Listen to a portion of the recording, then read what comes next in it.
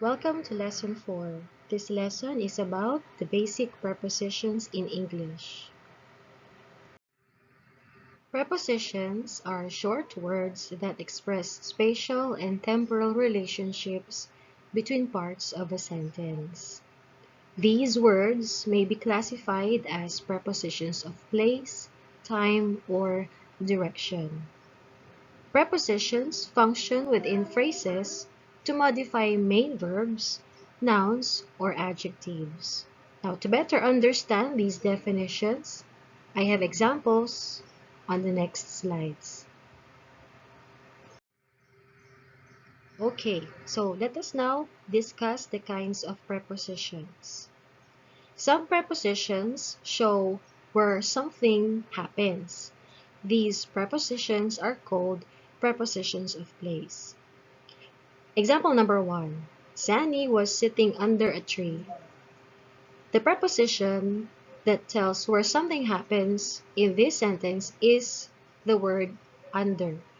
So the word under tells us where the sitting is taking place. And it is pointing at the word tree. This word here is the object of the preposition under. And this phrase here, under a tree, this one, under a tree, this phrase here is specifically called a prepositional phrase.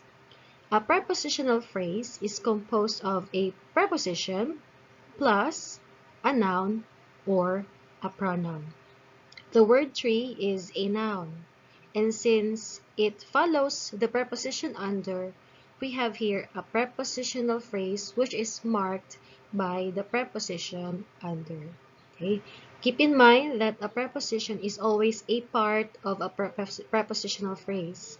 And to identify or to locate prepositional phrases in sentences, you have to make sure that a preposition is followed by either a noun or a pronoun. Now, let's practice. In sentence number 2, there's a wooden floor underneath the carpet.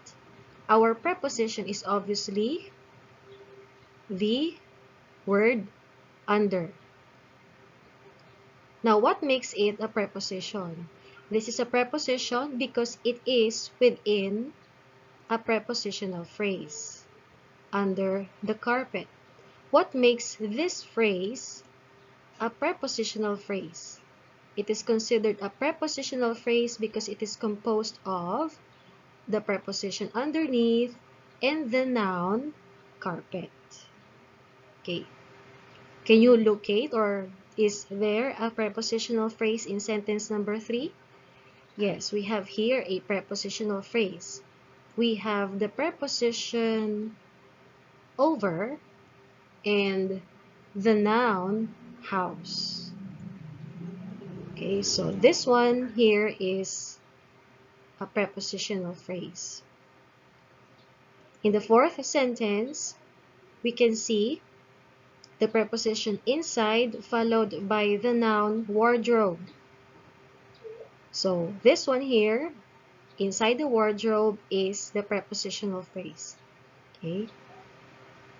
In the fifth sentence, we can see the preposition of place beside, and it is followed by the noun river, which confirms that the word beside is indeed a preposition because it is part of a prepositional phrase.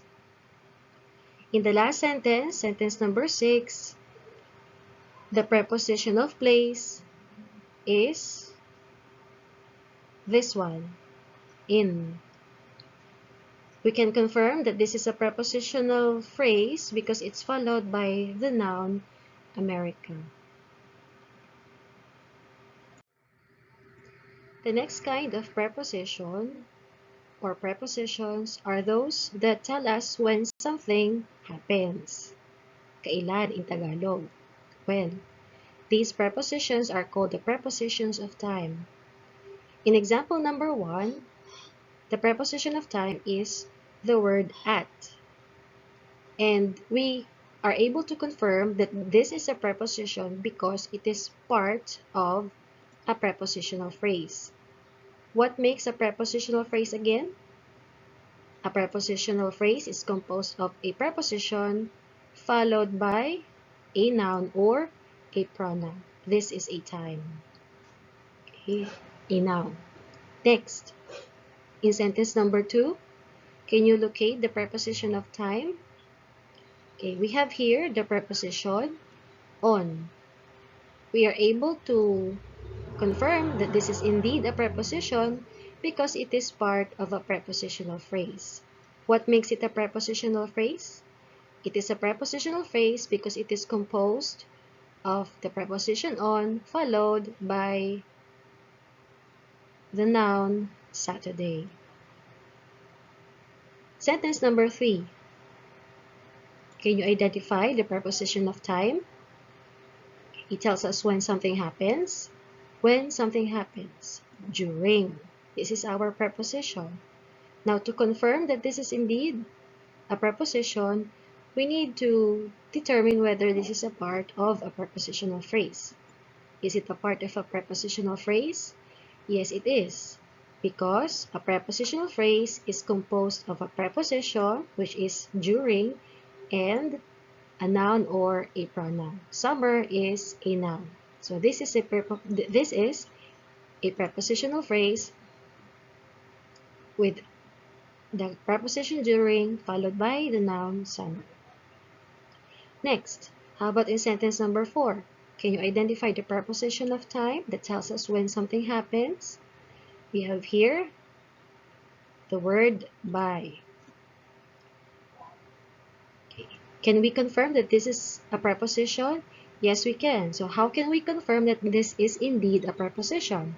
By means of looking at the word that follows it. If the preposition is followed by either a noun or a pronoun, then it means to say that that preposition marks the beginning of a prepositional phrase. And since Friday is a noun, okay, we have here a confirmed prepositional phrase. By is a preposition. 9 o'clock, Saturday, summer, and Friday are the objects of these prepositions. Okay, 9 o'clock is the object of the preposition at. Saturday is the object of the preposition on. Summer is the object of the preposition during. Friday is the object of the preposition by. Last sentence, can you identify the preposition of time? We have here, obviously, the word before. Okay. Can we confirm that this is indeed a preposition? Yes, we can, because the presence of the noun dinner confirms that this is a prepositional phrase. The word dinner is the object of the preposition before. The next type of prepositions are the prepositions of direction. They tell us where something is going. In the first example, obviously the preposition of direction is the word after.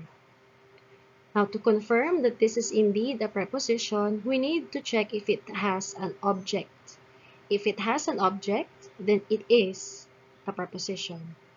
Does it have an object? Yes, it has an object, and that is the word someone. Someone is a pronoun. Now, since we have here a combination of a preposition and a pronoun, then we have here a prepositional phrase. A preposition always marks the beginning of a prepositional phrase. A prepositional phrase, I repeat, is composed of a preposition plus a noun or a pronoun. In sentence number 2, can you identify the preposition of direction? So we have here the word down. To confirm that this is indeed a preposition, not an adjective or an adverb, then we have to look for its object. Does it have an object? Yes, it has, and it is the noun hill. That makes this part of the sentence a prepositional phrase. Hill is the object of the preposition down. Next, sentence number 3. Can you identify the preposition of direction? We have here the word along. To confirm that this is indeed a preposition, we need to look for its object. Obviously, the object of the preposition along is the word riverbank, which is a noun. Since we have here a prepositional phrase, then we can confirm that the word along is indeed a preposition. Last sentence, the freeway goes right through the city. What here is the preposition of direction? We have here the word through. And because it has an object, the noun city, it is therefore the preposition that marks the beginning of the phrase or prepositional phrase through the city. The word city is its object. So what have you noticed? It's very obvious that the objects of the preposition in a prepositional phrase always comes after it. Okay? Keep that in mind. The object of a preposition in a prepositional phrase always comes after the preposition. In the previous slides, I keep on saying that we need to look for the object of a preposition in order to confirm that it is indeed a preposition. Why is it so? Because occasionally, prepositions and adverbs take the same form. Example words that may be either a preposition or an adverb in a sentence are the words around, before, behind, down, in, off, on, out, over, and up. Now, to determine that the part of speech, or to determine the part of speech of these words, we need to see if the word has an object that accompanies it. If it has an object, then it is a preposition. If it doesn't have an object, it is an adverb. Example sentences: the child ran down the hill. Second sentence, the flag was down. Okay. So we have here the same word, which is the word down. To determine whether it's a preposition or an adverb, we need to check if the word down is followed by either a noun or a pronoun, which should obviously be identified as its object. In this sentence, the word down is followed by a noun, which is hill. So that makes it, the word hill, its object. Okay, so it means to say that the word down here is a preposition, not an adverb. In contrary, in the second sentence, the word down is not followed by a noun nor a pronoun. So in this sentence, it is functioning as an adverb. Now, what about in these sentences? We have the word outside in both sentences. Which of the two is functioning as a preposition and which is the one functioning as an adverb? Okay, take a look at the sentences closely. They are waiting outside the room. For dinner, the couple went outside. What is the function of the word outside in the first sentence? Is it a preposition or an adverb?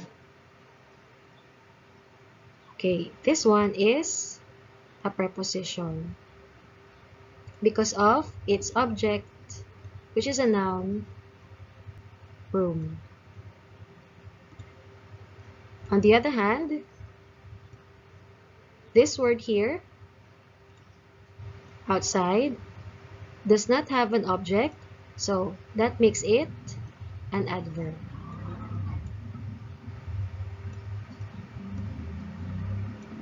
Okay, so I hope that's clear. So don't forget that the tip that there should be an object after a word that is seemingly functioning as a preposition in order to confirm that it is indeed a preposition. Because if there is no object, noun or pronoun, then it is an adverb. Now let's move on to the discussion of the confusing prepositions which you normally use in your English sentences. The first set composed of the prepositions in, on, and at. These three confuse a lot of people, and so to help you visualize the scope of these three prepositions, I have here a visual representation. We use the preposition in for general or bigger time or location. On the other hand, we use the preposition on if we are being a little bit more specific or if it is smaller than what is covered when we use the preposition in. Lastly, if we are going to express time or location which is quite specific, very specific, or is smallest, then we should use the preposition at. The preposition in is generally used to indicate that the person or thing is in an enclosed space with boundaries. What are examples of enclosed spaces with boundaries? We have a country, city, room, a box. In has a broader meaning than into, inside, and within. The preposition in can replace these three prepositions. In is also used to indicate centuries, decades, years, months, and weeks. Example sentences: what is in my pocket? Pocket is an enclosed space with boundaries, and so we don't use on or at. Instead, we use the preposition in. Do you live in the city? City is a space with boundaries. See here? That is why we don't use on or at, but instead the preposition in. Where specifically in the building are you? Building is an enclosed space with boundaries, and so we use in instead of on or at. Number 4. I was born in March. March is a month. So if you are not going to specify the exact date when you were born, you should use in, not on, or at. Keep that in mind, okay? So when were you born? Were you born in January, in February, in April, etc.? Okay, so if you're not being specific and you would only want to mention the month when you were born or when you did something, then you should use the preposition in, not on, not at. We usually use the preposition place of on to indicate that someone or something is on a surface. Example items with surfaces are roof, page, door, face, and so on. We also use on to talk about being physically on board a public transport. But if you want to emphasize the means of travel, you may use the preposition by. So when you say I travel by train, then your emphasis or what you are trying to say here instead is that you are describing the means by which you travel.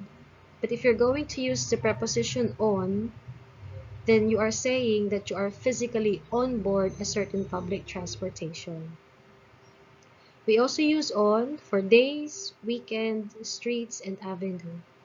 Example sentences: what is the most popular item on the menu? Menu is usually printed on a sheet of paper or a cardboard, a hard page, surface of it. So we use on, not at, not in. Do you ever dream of living on the moon?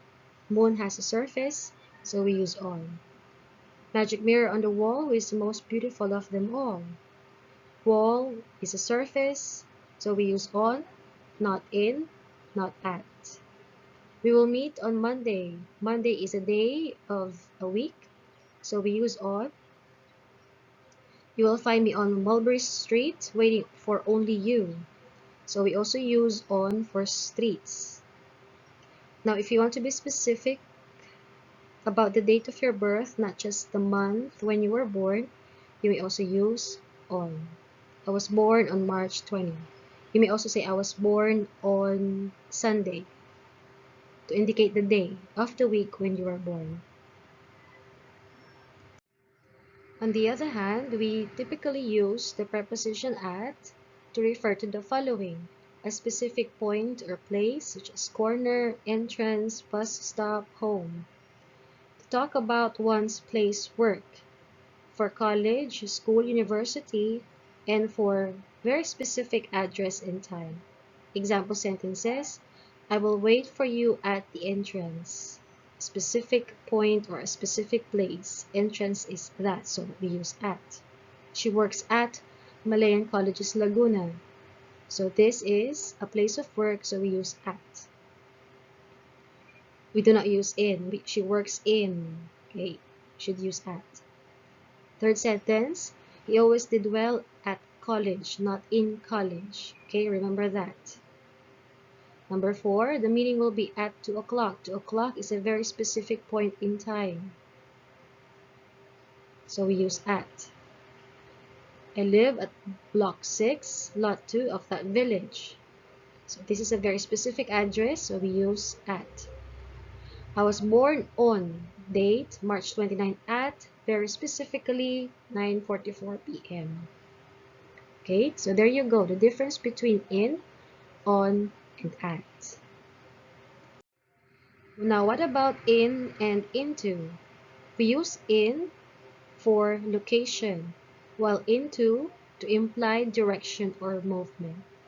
Examples: the hamster is in the hat. So, meaning to say, the hamster is in that location, hat. But when you say the hamster jumped into the hat, then you are implying or you are specifically stating the movement or the direction of the hamster.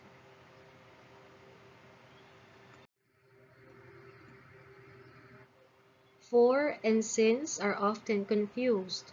We use for to speak of a period of time, since to refer to a point in time. Example sentences: Rita has lived on Mars for a decade. The use of for here implies that a decade is a period of time. A decade is a period of time. Use for instead of since. I've been trying to call you for 3 days. 3 days is a period of time, duration of time. So we use for instead of since. The prepositions on and upon both mean the same thing. Upon is more formal and is more often used to speak of abstract things.